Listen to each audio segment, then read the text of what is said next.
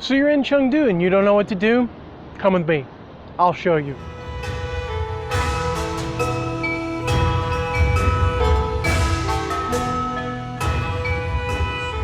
Welcome to the Dufu Thatched Cottage. This is one of the obligatory stops here in Chengdu for the traveler in China, especially if you're anything, if you have any kind of remote interest in history whatsoever, because Dufu is one of the most important Chinese classical poets, going all the way back to the Tang Dynasty. And back here, this is his old thatched cottage. Now it's of course been reconstructed, but it was built way back in 759 AD, so that's a long time, you guys.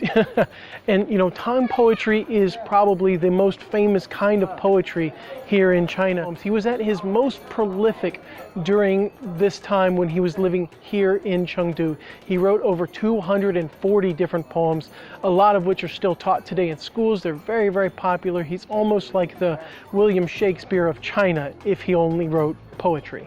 Well, make no mistake about it, the thatched cottage is the star of the show. This is why people are here.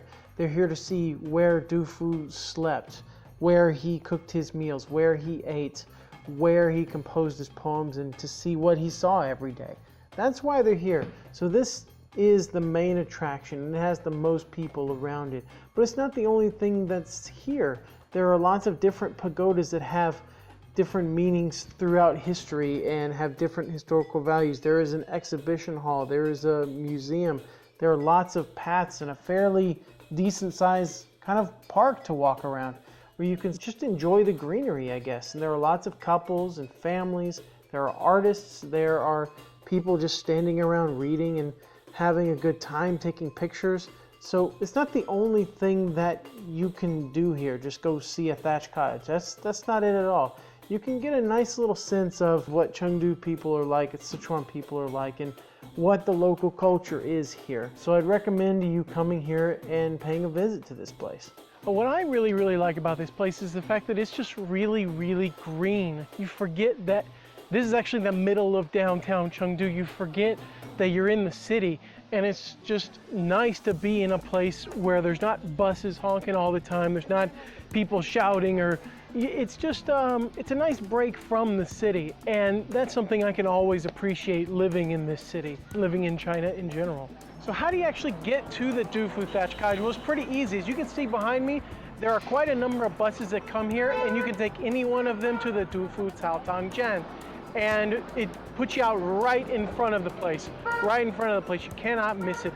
Or if you want, you can just take a taxi here and say, 我要去 Dufu Thatched, 我要去 Dufu Thatched, and you'll get there.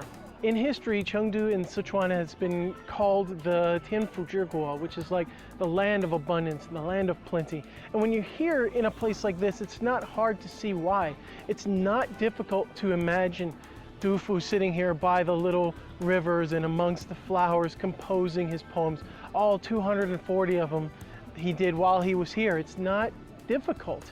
And that's why people come here. They want to see what he saw. They want to feel what he felt while he was here, even though the place has undoubtedly changed a lot since Dufu was here. And it's just a place that you have to come when you're here in Chengdu. So you're here in Chengdu, and now you got something to do. See you all next time.